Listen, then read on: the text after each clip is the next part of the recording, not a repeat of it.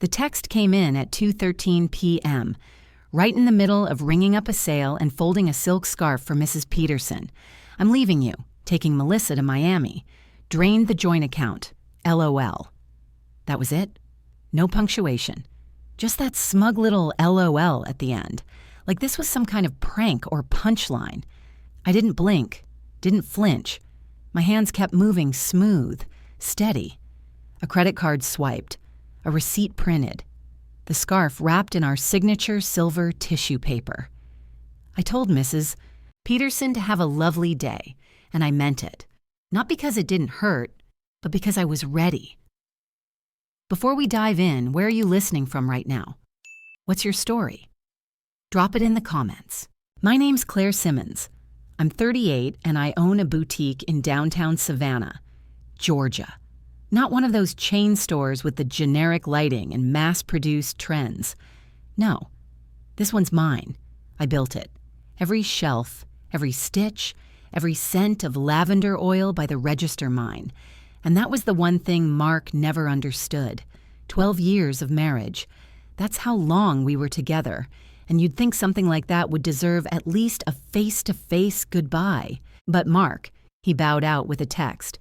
One that told me he was moving to Miami with Melissa, the 20-year-old receptionist from his office. And just for flair, he made sure to mention he'd already emptied our joint bank account. That's the kind of man I married. Or rather, the man he eventually became. Mark's 45, works middle management for a logistics company, or used to. We'll get to that part later. A year ago, he started acting different, staying late at work more often, coming home with cologne that wasn't mine, suddenly hitting the gym, like he was training for a high school reunion he hadn't been invited to.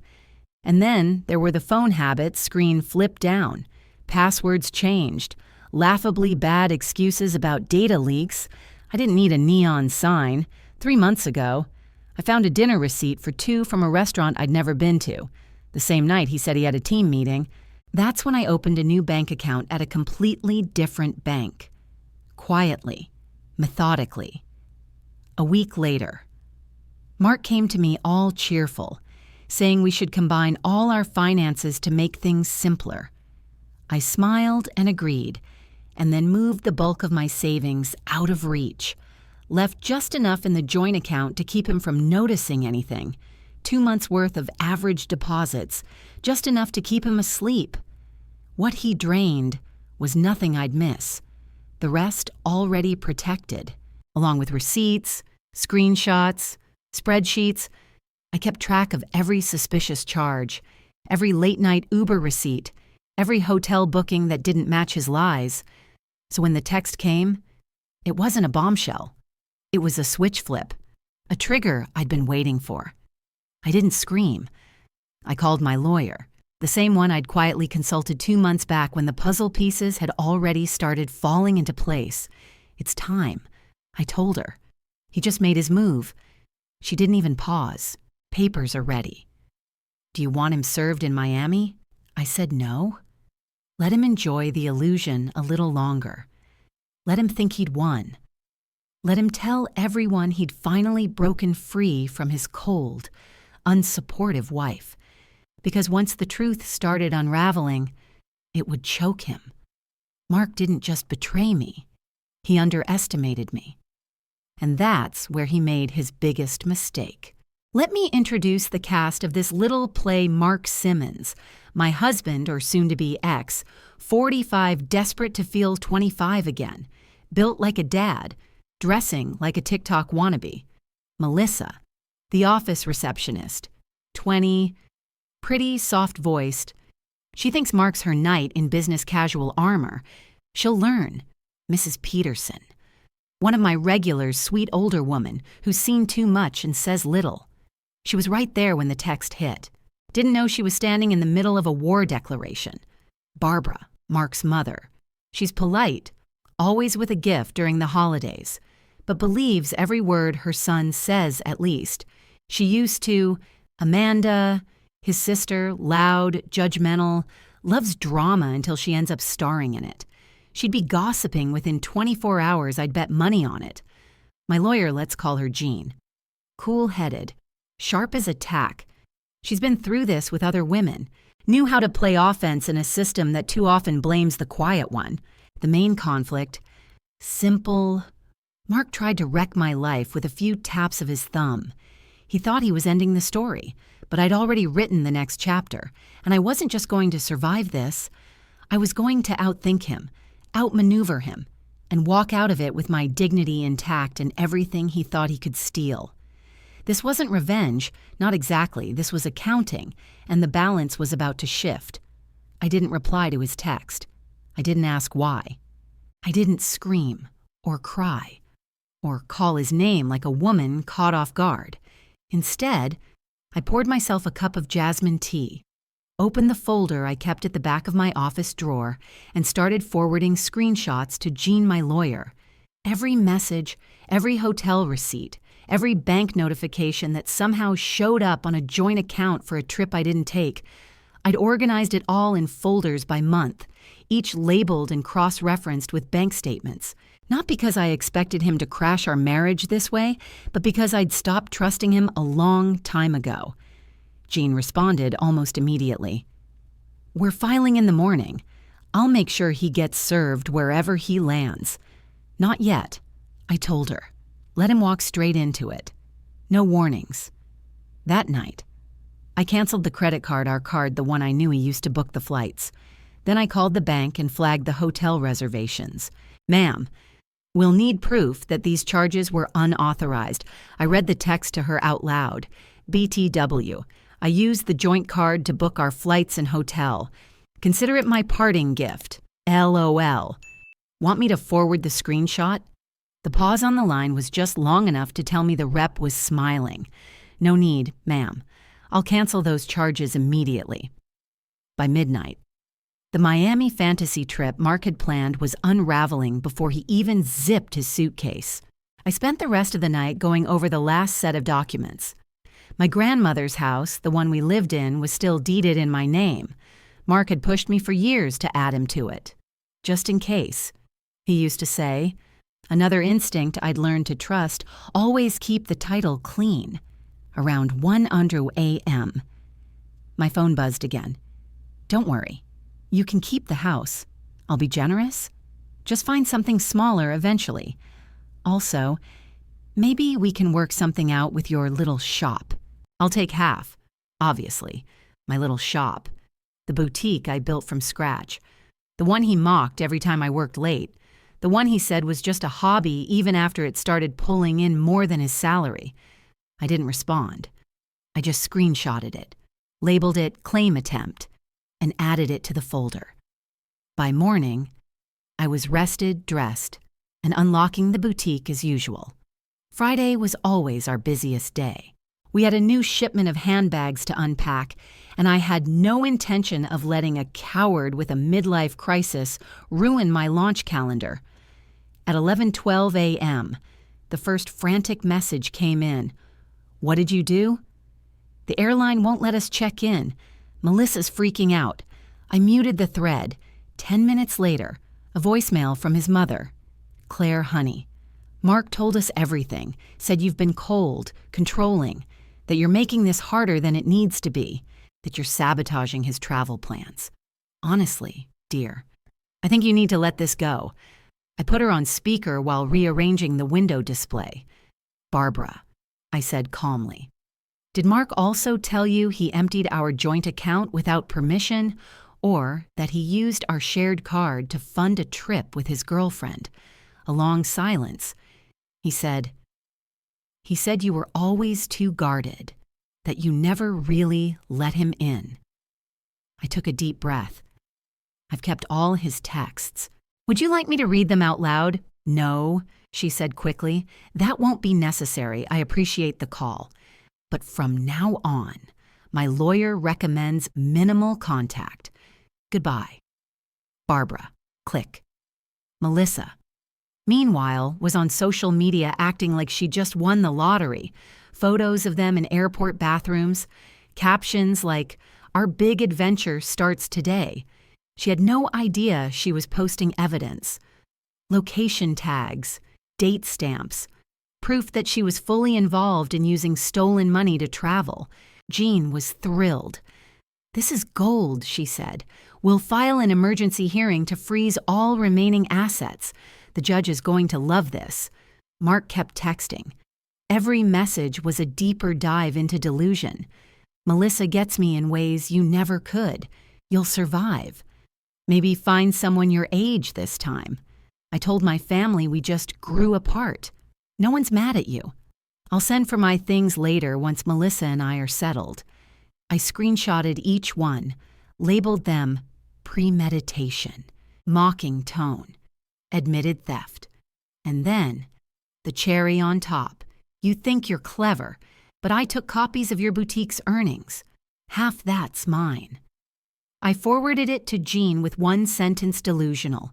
She replied, "Keep it coming. Every word he types is a gift."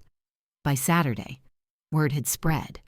Amanda Mark's sister posted a vague status on Facebook about family drama and some people not handling breakups like adults. Mutual friends sent me screenshots. According to them, Mark and Melissa were stuck at a budget inn outside the airport. No flight, no hotel, no backup plan. Apparently, he tried to use his personal credit card, which, surprise, had already been maxed out for months. I'd seen the statements. He'd been playing roulette with his debt for a while. I just hadn't said anything. Yet, Jean called Saturday evening. The emergency hearing is scheduled for Monday. Given his admission of clearing out the joint account and the evidence of credit card fraud, we're in an excellent position. Has he been served yet? Not yet. But we've got the motel address. I poured myself a glass of wine, not the cheap stuff, the bottle I'd been saving. Because honestly, this moment counted as a special occasion as I sat by the window that night, watching the street lamps flicker to life. I felt something I hadn't felt in months. Peace. Not because justice had been served that was still coming, but because the man who thought he'd destroyed me was finally realizing he hadn't even scratched the surface. Monday morning. Courthouse. I wore a navy blazer, simple blouse. No makeup beyond what I put on every day to run my store. I wasn't here for drama. I was here for closure. Mark arrived 15 minutes late, strutting like he was walking into a business pitch. Too tight designer jeans.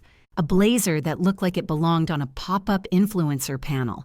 His chest puffed out like someone who thought he was the main character in a story he clearly hadn't read the ending to. Melissa didn't come inside. I saw her through the glass.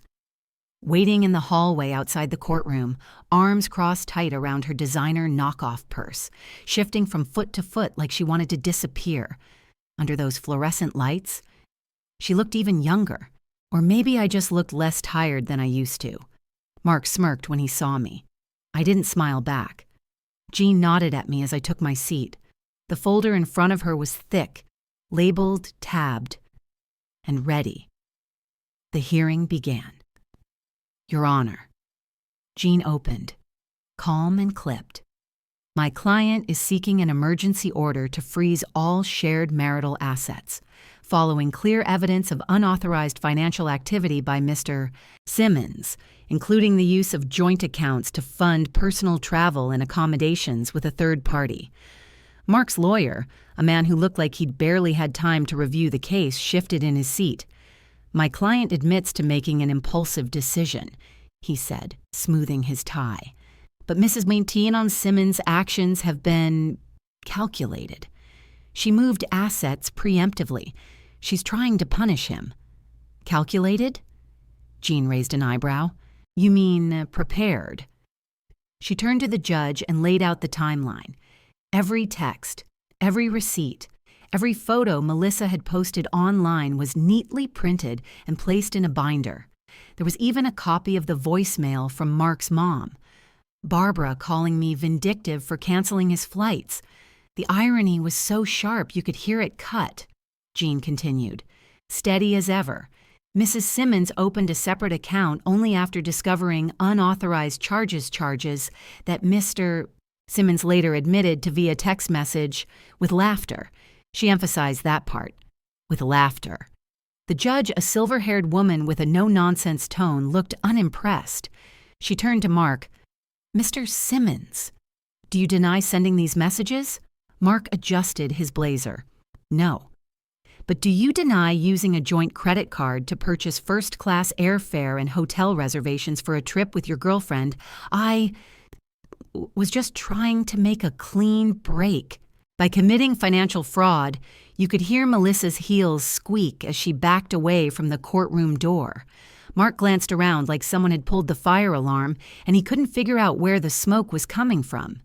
He tried pivoting. "My wife's business grew during our marriage. I'm entitled to half." Jean didn't even flinch. The boutique was established 3 years before the marriage. "Mrs. Simmons has kept separate accounts, documented every expense, filed taxes under her LLC, and has never co-mingled profits. We have evidence of all of it." She passed the judge a binder, color-coded, initialed. Mark's lawyer leaned in to whisper something to him. Mark looked pale. The judge flipped through the documents, nodding slowly. "Mr. Simmons," she said, "not only have you admitted to financial misconduct, but you've demonstrated a clear pattern of irresponsible behavior, including attempts to claim assets you have no legal right to." "I was trying to support her," Mark said, flailing now. "I was moral support. I encouraged her." Jean tapped the binder again. "We have multiple texts from Mr. Simmons referring to my client's business as just a hobby, a little shop. And in one message, he suggests she get a real job." The courtroom went silent. The judge exhaled. "The court finds sufficient grounds to freeze all shared marital assets pending final dissolution of the marriage. Mr. Simmons is ordered to return any funds withdrawn from joint accounts within 24 hours. Mark's jaw dropped. "But that money's gone. We used it. Then I suggest you find a way to replace it," she said without missing a beat. "And regarding the boutique, the court recognizes it as separate property, fully owned and operated by Mrs. Simmons. Mr. Simmons has no claim to it. Outside." I didn't stop to look back, didn't wait for some dramatic stare down. My heels echoed down the marble hallway, each click louder than the last. Melissa didn't say a word. She just stood frozen near the water fountain, scrolling through her phone like she wanted to disappear. Mark's voice caught up behind me as I pushed open the courthouse doors. "You planned all this," he said. "You waited. You let me think I was in control." I turned once. "No, Mark, I just paid attention. You were never in control. You just mistook my silence for weakness." His mother was standing at the curb, arms folded, car idling. When he slid into the passenger seat, she didn't look at him. She just stared ahead and muttered something sharp under her breath. I couldn't hear the words, but I could guess the tone. It was the sound of a mother realizing her son wasn't the man she thought she raised. As they drove off, I felt a kind of quiet I hadn't felt in years. Not numbness, not relief, even just space. Space that used to be filled with apologies I didn't owe and battles I didn't pick. That night, I stayed late at the boutique, wiping down shelves and resetting displays. The new fall collection had just come in deep greens, soft leathers, rich textures.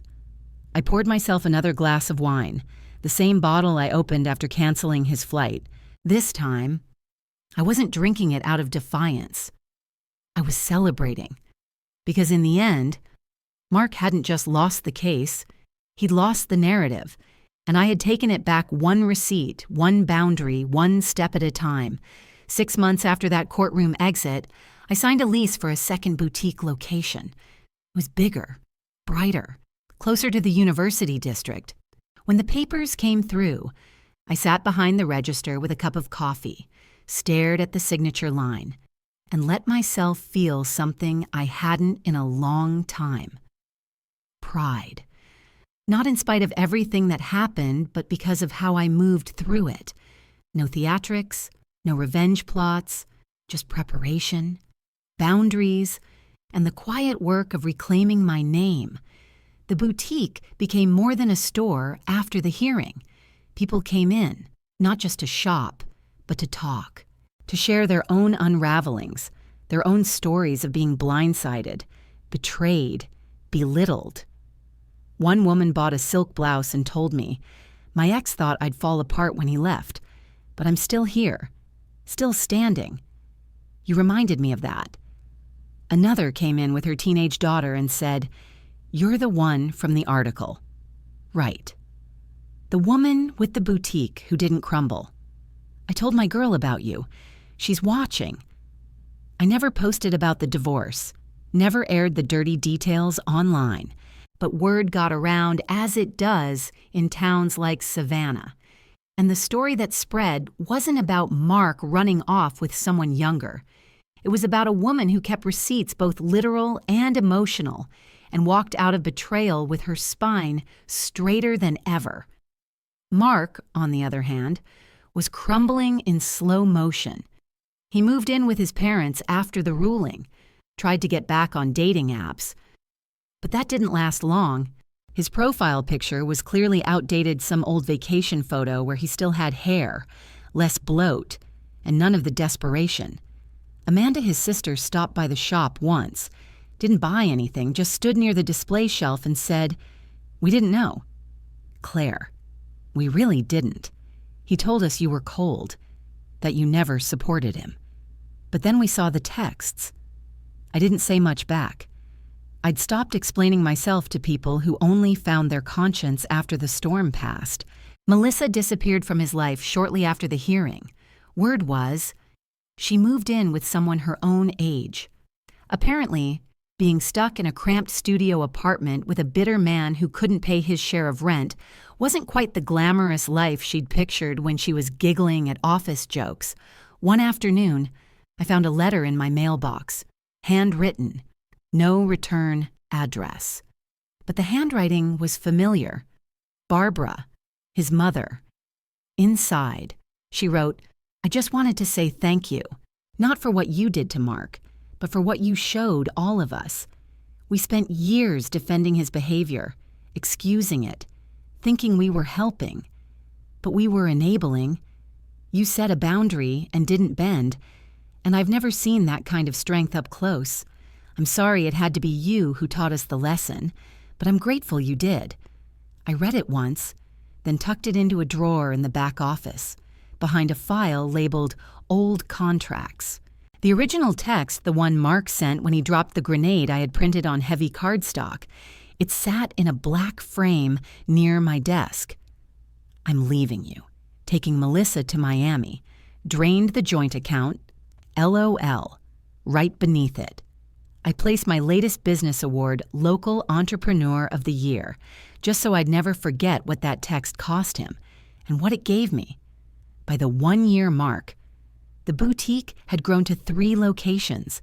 I'd hired a full-time operations manager and started mentoring young women in business through a local nonprofit, not because I wanted to be a figurehead, but because I knew what it felt like to build something with your bare hands while someone you love quietly waits for it to fail. The women I mentored didn't just ask about marketing and inventory.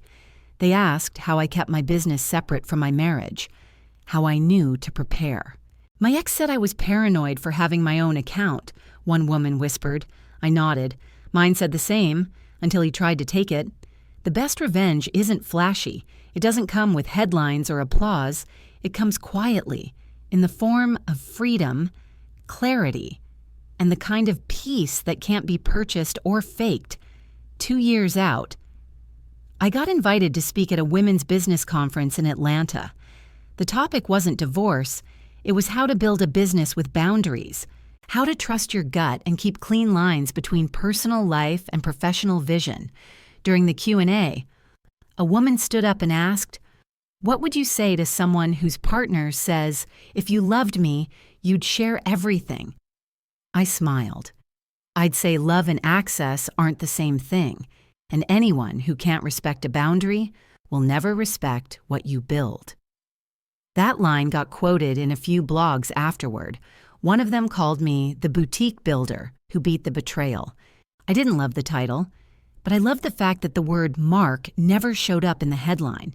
He had become background noise in a story that wasn't about him anymore. Last I heard, he was working part-time at a warehouse in Macon, still living above his buddy's garage, still blaming me or Melissa or the system for how everything turned out. And me, I opened my 5th store last month. It's a flagship location. We did a launch party with champagne, live music, and a line out the door. One of my new employees, funny enough, is also named Melissa. Different girl. Bright. Grounded. She asked me once what the framed text on the wall meant. I just told her that's where the story used to end, but I rewrote the ending because I didn't just survive the betrayal, I turned it into legacy.